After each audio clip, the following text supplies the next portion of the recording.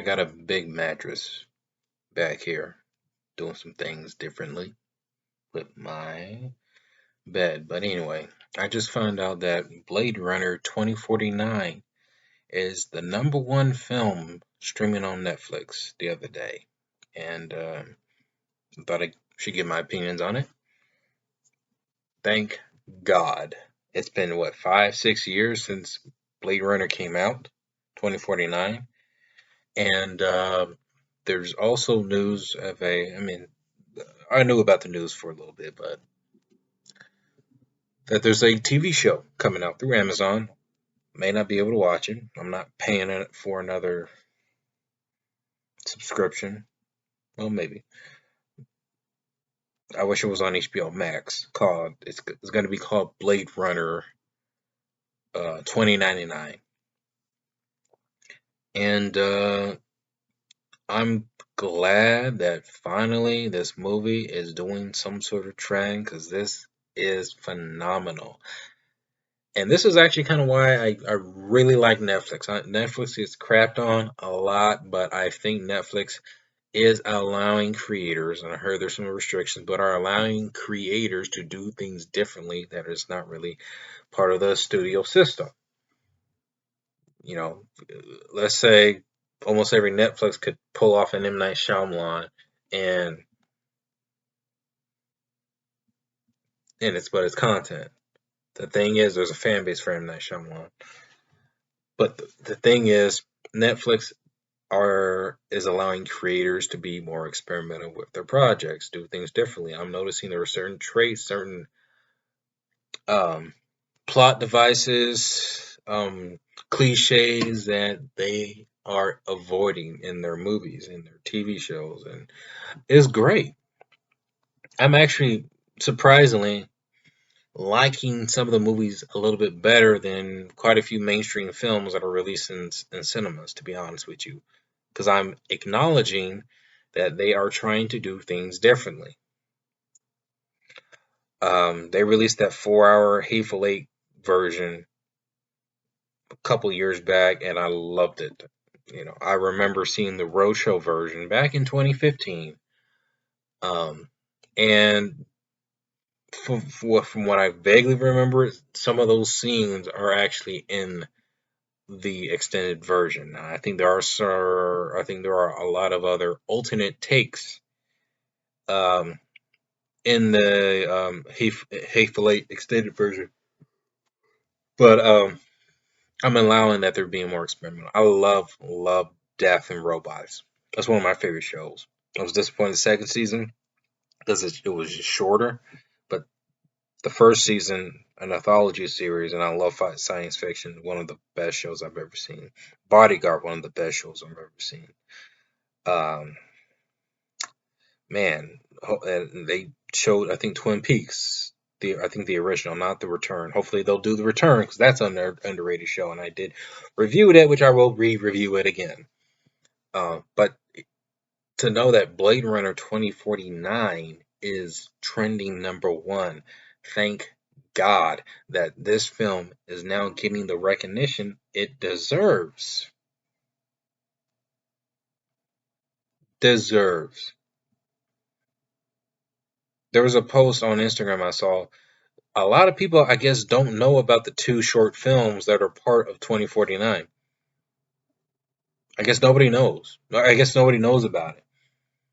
The short about Dave Bautista's character, and then the other 15-minute anime short, Blackout. And I remember when I watched it, and I remember I was researching into it, and I heard news with Crunchyroll and Adult Swim, literally almost 3 years ago, of a Blade Runner anime series coming, and I was actually excited for it. And I waited that long for it to come out. And actually, it was pretty good. Now available on an HBO Max for those who don't know. I highly recommend checking it out. How I watch it, I kind of watch it through Crunchyroll. But now I get to watch it in English on HBO Max. So I'm happy about that. Blade Runner 2049, which I believe is better than the original, is a sci-fi masterpiece and probably Denis Villeneuve's second best film. And it's not better. And I like this one better than Dune. I'm sorry, this film should have gotten more recognition. Yeah, it technically bombed, but it still made its money. This film should have gotten a lot more recognition. And this is a thing I'm noticing. This is because this is also a concern with the internals that people have with the internals, that it was slow. That people don't like slow pace movies where it's trying to build a story. You kind of had that, well, with Zack Snyder's Justice League, even though that movie wasn't really slow. Actually, kind of a little bit. There was a lot of build up to it, but to me, it makes me feel like I'm appreciating the craft, the time that these filmmakers have put into their film, and I like it that they're actually taking their time telling the story. I'm not really big with point A to point B, point B, point C that's too fast. It's just it's like watching TikTok, 15 seconds, bam. I mean, okay, audiences' attention span today are not strong, but I mean, at least try to venture out to some of these movies that are trying to be a little bit different. And yeah, when a film tries to be different, it tends to be a little bit slow to kind of set up everything, then to kind of get you invested into what they're trying to do. But it's, well, film subjective. Everybody has their own opinion on what's a great movie to them. There's people that think The Room is a great movie. There's people that think Robin Hood, Ridley Scott's Robin Hood, is a great movie, which I do not. I don't like that film. There's people that think, The Counselor, another Ridley Scott movie, is a great movie. I freaking hate that film. There's people that hate Blade Runner 2049, say it was boring. I love that film. I think it's a film that tries to do something different, you know. Um, but this is good news. This is good news. I'm glad that this is a reason why I really like Netflix. It's allowing other films that may not have got the attention. Somehow, when a film gets rediscovered, people are going back to it, and now they're going to be talking about it again. And that is phenomenal. That has happened and before for movies. Same thing with the original Blade Runner. People hated it, and I guess years later they came back to it and thought this is a masterpiece. What was I not thinking? Same thing with other movies where somehow they'll develop a cult following and then they'll refer back to it.